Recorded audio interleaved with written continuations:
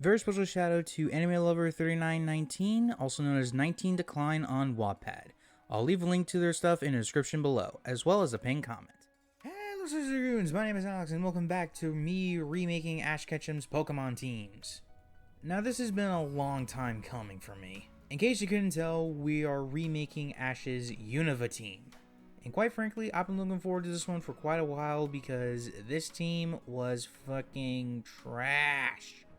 From every member being put on rotation to losing matches or ending the matches in a draw, this team was a major downgrade compared to Sinnoh. So today, let's rectify this mistake. Now, before moving on, I need to address the Caparaja in the room here. Whenever I think of Ash's Unova team, my mind is split in half. Like, do I give him a full Unovan team, or do I give him a mostly Unovan team with one exception? For simplicity, we'll just be calling these teams Team Black and Team White. Hey, if you're watching this, then you'll be witnessing the white version of Ash's team, which is Pikachu, a mystery Pokemon, and the rest are from Unova. Time to get rid of some of the Pokemon on this team, and holy Christ was there a lot. Let's start with Scraggy. Now, I do understand where people are coming from. They can evolve Scraggy into a Scrafty later on and getting rid of Tepig, right? But in my mind, Ash probably never would have caught it if he didn't get an egg. Not to mention, as is, Scraggy didn't really do much, just learning Focus Blast, which goes against its entire nature. So yeah, sorry Scraggy, love you, but you're off the team. Next up is Palpitoad and Bulldor. I'm grouping these two together because they suffer the same problem, and that's they either end the match in a draw or they flat out lose. To my knowledge, Palpitoad has not had a single victory, and Bulldor only has one to his name. Just one. And not to mention, Palpitoad already mixes with two of the Pokemon that Ash has already, so too much type overlap in my opinion. Next up, may hurt some people, but we gotta talk about Leavanny. Now, I know people are kind of sick and tired of me giving Ash the starters, but here's the thing. After this one, he never got all of the starters again. Not to mention, he didn't have all of the Sinnoh starters and only one of the Hoenn starters, so get off my case, would you? Although, at the end of the day, it doesn't matter because grass Pokemon in Unova don't really do so well, but at least Snivy's evolutions can get some coverage moves. And finally, we have Unpheasant. You pretty much knew this was coming, right?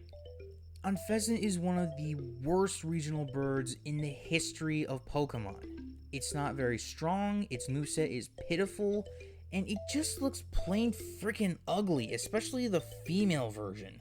I get it's supposed to be sexually dimorphic, but come on, you could have done something a lot different here. Along with not having any victories to her name, the smartest decision that Ash did was freaking bench her as soon as Charizard came back into the mix. Oh, and speaking of which, because I know people have done this to Ash's team already, but for me personally, I will not be giving him Darumaka / Darmanitan. Mainly because in their debut episode, Ash didn't really seem to care about catching the Pokemon. He just cared about helping them out because that's who he is. And I get why people give him this Pokemon over Tepig / Pignite. The abandonment trope has been used to death here, as well as Pignite just looking very ugly. Well, here's what I have to say to that. Darmanitan doesn't look any better, and they go with the abandonment storyline because it works. Just like Mario rescuing Princess Peach in every single game, and yet no one complains about that, right? As usual, let's begin with the starters. Kicking things off is the sassy grass snake herself, Snivy. For Ash, Snivy was a bit of a special edition, because she was the first girl that Ash had on any team. Prior to Ash coming to Unova, Snivy was owned by several other trainers. Unfortunately, they didn't meet her standards, so every time she abandoned them. However, things changed with Ash. While she does join the team, she's technically the last starter that Ash catches. But why is that? Well, out of all 3 starters, not only should Snivy evolved, but she should have been the one to fully evolve. However, she would stay as a Servine throughout a lot of the series, much like how Sceptile was a Grovyle. But sometime before the events of the League, she would evolve into a Servine. Superior is also used by Ash's rival for the region, Trip. The idea is to serve as poetic irony for Trip. The same Pokemon you chose was also the Pokemon you lost to. And also stop being a cocky son of a bitch. Next is the first star that Ash caught in this region, Oshawott. Oshawott was something in this anime. Was the reskin of Dawn's Piplup really necessary for Ash? Oshawott is one of those Pokemon that I am the most adamant about changing. Well, yes, Oshawott does have a lot of victories under his belt. He has even more losses. And a big part of him being blind was because of one particular thing. One slight, minute detail. When he used Aqua Jet, he was blind. How does this even remotely make any sense? He's a water type. He should be able to see underwater. I get that Ash worked through this with him, but no. This should have been addressed a lot freaking sooner, or just never have happened in the first place. So, here's my remake. It's sometime late into the Unova journey. Oshawott's been used in a fair amount of matches, so Ash can try to get the kinks out of his Aqua Jet. And just about every time Oshawott loses, he brushes it off like nothing happened, but Servine has had enough of this carefree attitude. Ash depended on Oshawott, and yet he failed him. It's a miracle that he didn't get rid of him sooner. Understandably hurt, Oshawott runs out of the Pokemon Center crying. Ash and Pikachu find Oshawott training. He's using his Razor Shell, his Water Gun, but he's mostly training with Aqua Jet, and unfortunately, he's still not very good with it. But, like a smart trainer, Ash remembers he has other Pokemon that can help train him. Switching out Servine for Buizel, Buizel begins training Oshawott. As Buizel teaches Oshawott, the two begin to grow a brotherly bond. However, a possible Team Rocket scandal occurs, and Oshawott is the only one who can save the others. Trying to pull out all the stops, Oshawott ends up evolving into Dewott. His Razor Shells are sharper, his Water Gun stronger, and his Aqua Jet perfection. From here, Dewott would be used in a fair number of matches, along with learning a bunch of coverage moves like X-Scissor. And no, Dewott would not evolve into Samurott. And just to blaze through this one really quick, we have Tepig, which will eventually evolve into Pigonite. Now already people are going to hate me for doing this, but I'm just not that big of a fan of Darumaka, and Ash never seemed interested in catching it. So by that logic, it doesn't make any sense for me to add Darumaka or Darmanitan, and Pignite is virtually unchanged in this scenario. And like I said, there's a reason why people keep on doing this kind of format. It's because it works. It makes you sympathize with the Pokemon as a character. And that's the thing with the anime. These Pokemon are not data on a screen. They're legit characters with personalities, emotions, character arcs. So because of that, can you please get off my case about not adding Darmanitan? Please? And now a team member that really could have benefited Ash a whole lot if he actually caught this one, Braviary. So how would Ash catch Braviary? Isn't that thing like incredibly far into the Unova region? And while technically the answer is yes, I do have a way for Ash to get it earlier than intended. See, we take the daycare center episode from the black and white anime, but instead of the egg holding a Scraggy, it holds a Rufflet.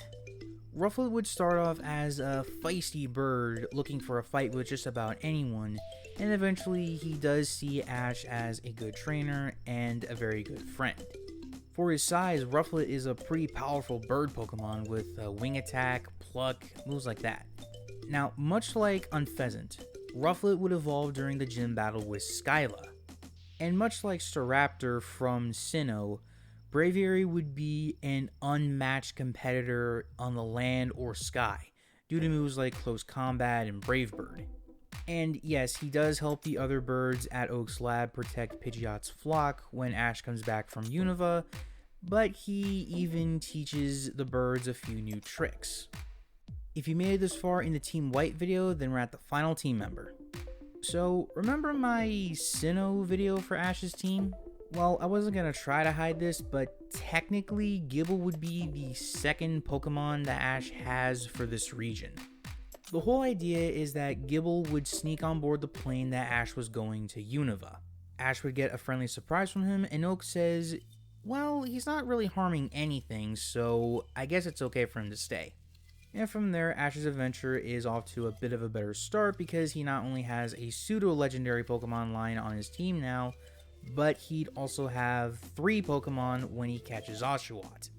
Gible would go through a few more battles, and during the battle with Alicia, he would evolve into Gabite. Gabite would obviously have increased speed and power, but during the battle with Clay, that's when things start to change a little bit. During that match, Gabite would learn the move Earthquake, and if you play the games, then you know how good that move is. However, after the battle with Clay, Gabite would be used a little less often because Ash kind of felt that the rest of the team was kind of neglected, and he wouldn't really do much during the battle with Skyla anyway. However, when Ash meets Drayden, the Dragon Gym leader of Unova, that's when Gabite would go through a character arc of sorts. So, from what I can gather in the Pokemon anime is that Dragon Pokemon kind of have this battle spirit that never really says die, you know? Well, Drayden's Druddigan one-shots Gabite with a Dragon Tail, and this damn near breaks his spirit in half. So from then on, Gabite would have this character arc of him trying to regain his fighting spirit. And before the league, he manages to get most of it back. However, we then get to the finals match with that one kid with the Riolu/Lucario. So Ash decides to send in Gabite, and Gabite is getting a lot of PTSD.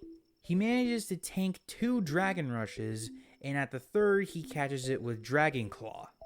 However, the mentality of losing is getting to him. So, remembering everything from Sinnoh up until now, Gabite finally gets his act together and starts to push back. But as he's pushing back, he begins to evolve into Garchomp. From there, he would sweep the other guy's team, but lose to a surprise Ice Beam. While he does lose, Garchomp is not broken this time. Garchomp, after this region, would then head on over to the area where Tyranitar is, and essentially be kind of a roommate for him. And that'll do it for this retelling of Ash's Unova team. Before heading out, I did want to ask a favor of you guys. If you wanted to see the opposite team, then subscribe to the channel and go check it out. And don't worry, you don't need to understand this one in order to get the other one, and vice versa. Okay guys, so if you want me to do Kalos, which was arguably his strongest team prior to Alola, and can we get 50 likes on both videos? I put a lot of time and effort into doing this, and goddammit, I deserve a little bit of a reward. Hope you enjoy the simultaneous upload. Until then, Celestial Dragoons, reach for the stars.